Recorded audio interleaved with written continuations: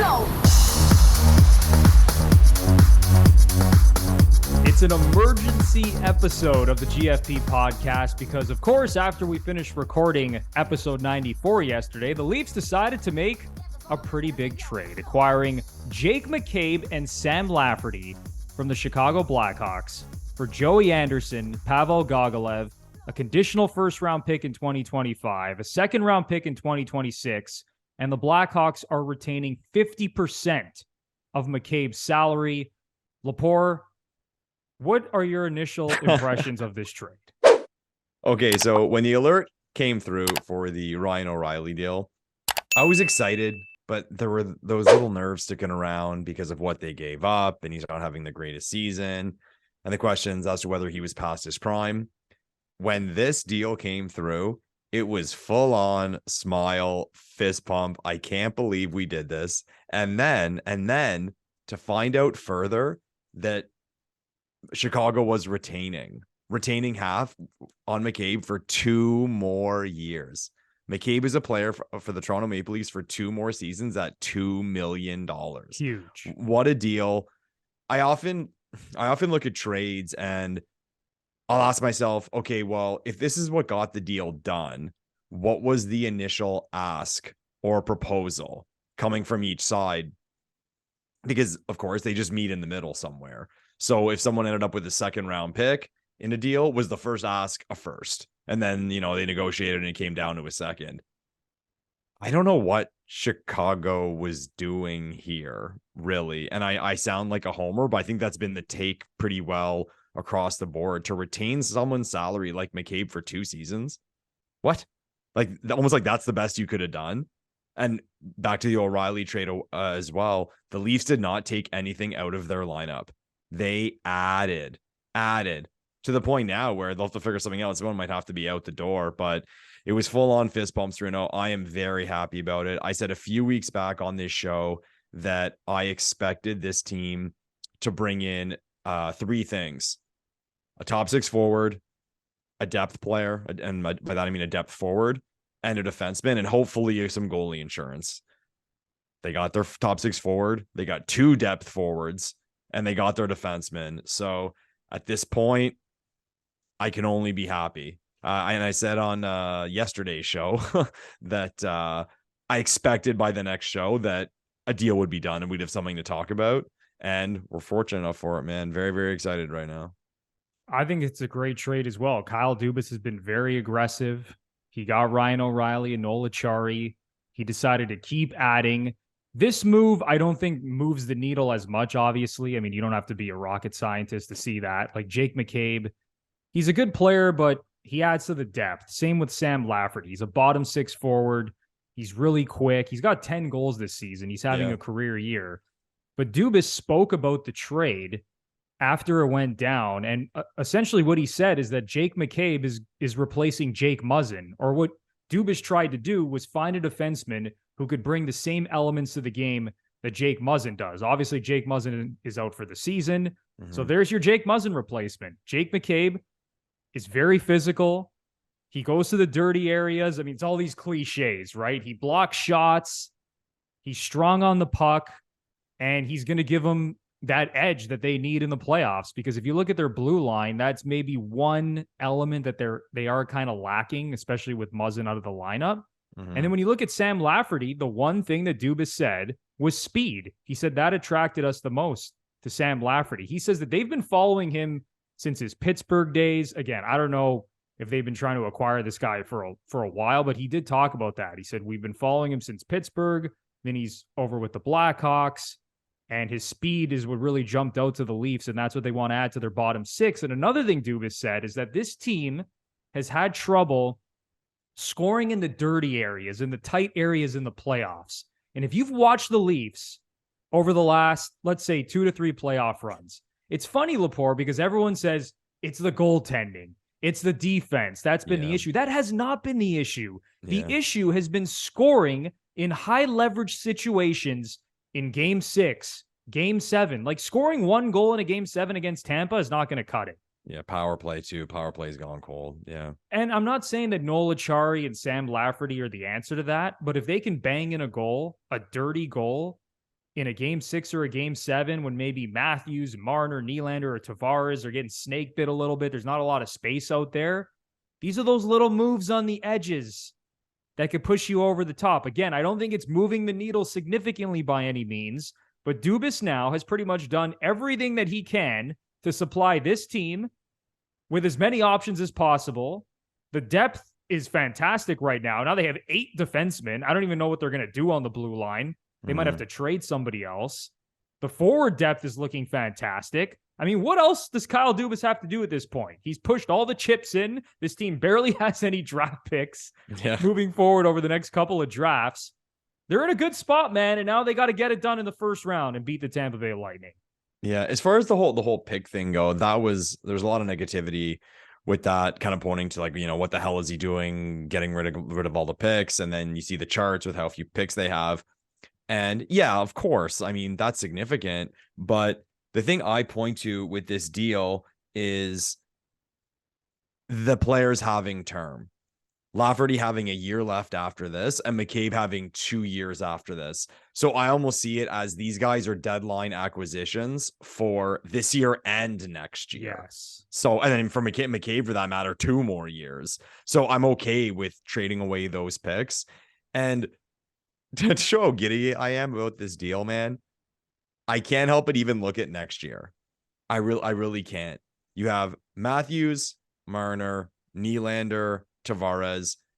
I think there's a good shot they sign Ryan O'Reilly. Okay. McCabe and Lafferty will 100% be 100%. It's likely they'll be in the lineup next year. Achari, who knows? And then you have certain guys coming off the books, like Justin Hall's off the books. Kerfoot's off the books. Hopefully Robertson's back. A healthy Robertson's back. Nyes is going to get a shot at the lineup. So looking at that team next year, man, and I'm like, whoa, like, I thought we were good now. And again, I know I sound like a homer, but this is a 112-point team that just got better. And they got kids coming. And that's the other thing too, right, with the draft picks. Nyes, if not next year, I would like to think the year after will be a full-time NHLer. Robertson now, it's do or die. It's now or never. We'll see what happens with like Topi Niemela and the other defensemen they have in the minors or out in Europe. So that's what I appreciated the most about the deal, probably. Like how it sets this team up going forward. And on the talk of Kyle Dubas, we talk about, you know, whether his job's in jeopardy, what'll happen. If he doesn't get extended and they bring someone in, okay, think of just coming into this. It's almost like, what do I do? It's set up perfectly at this point, at least for the next couple of seasons. Yeah, I've been given 15, 20 point team. Like, what am I supposed to do here? Maybe try to find a goalie, like upgrade the goaltending.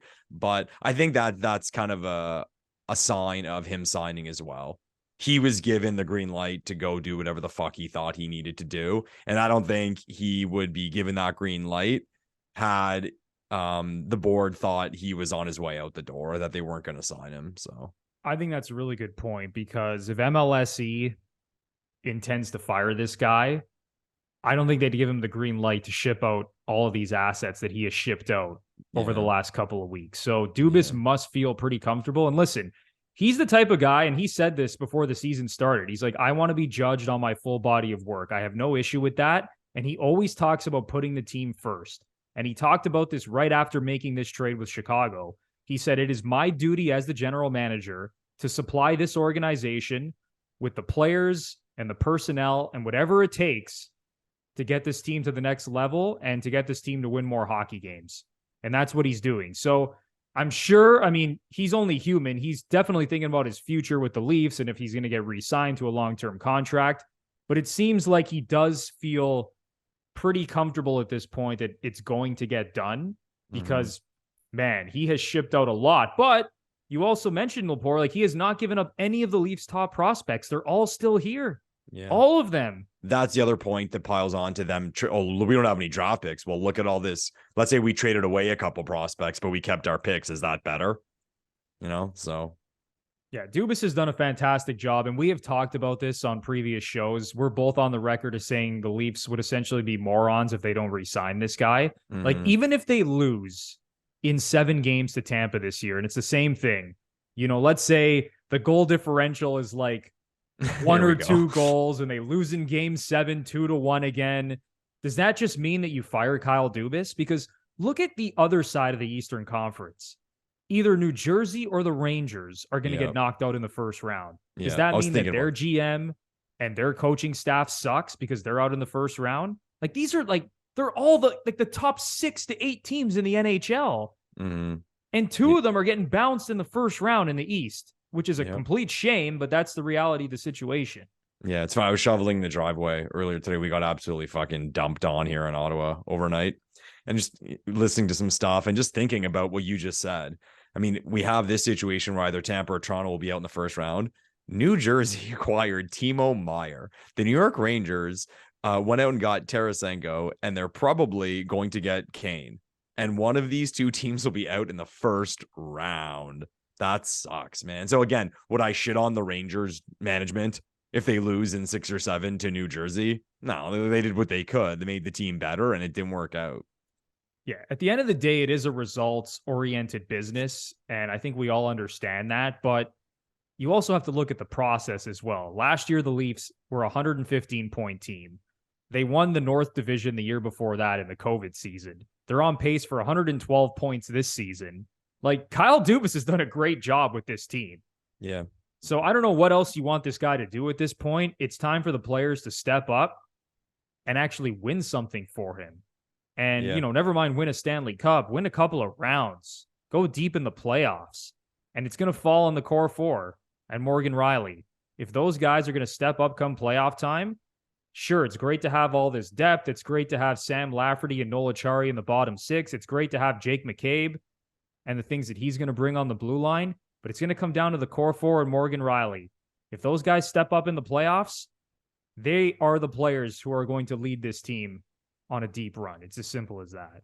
Yeah, I think a good way to look at the job a GM has done is the product they inherited. And if you were to fire them, what would they be leaving with? And of course, this was going around yesterday after the deal. So the day Dubas was named general manager of the Toronto Maple Leafs, the decor was Riley, Hainsey, Zaitsev, Gardner, Polak, Dermott. Bad. That's trash. It's one of those things where I say all the time, we don't realize how amazing or how great something is until it happens, kind of like McDavid scoring 50 goals last night with 20-something games to go. But at the same time, we also don't realize how bad something is until years later. That was a bad defensive core. Oh, my goodness. And so now, if you were to let go of Dubas, he's leaving a defensive core of Giordano, Brody, Riley, McCabe, Muzzin, Sandin, Hall, Liljegren, Timmins. It's pretty darn good. Come on. I mean, without having a number 1 30-minute Hall of Famer guy on a good contract, what more do you want? So, yeah, you're right. They don't have the stud horse, prototypical number 1 defenseman back there. But man, oh man, you look at this D-core 1 through 8. That's as deep of a D-core as you're going to see around the NHL. Yeah. It's as simple as that. And the defensive numbers back it up as well. I don't know how many times I have to go over this. The Leafs are top 5 in goals against.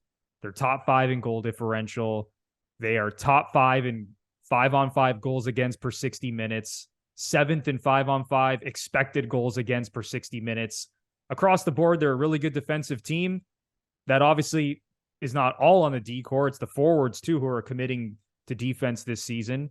And now it's just time to put up or shut up. Get it done in the playoffs and show us what you're made of. Yeah. Are they done, Bruno? Are we done? Kyle Dubas did mention that they are still going to explore things. So I don't want to say they're done because I still think that a move can be made considering that they have 8 NHL defensemen at this point. Yeah. And who knows, maybe Justin Hall is going to get moved.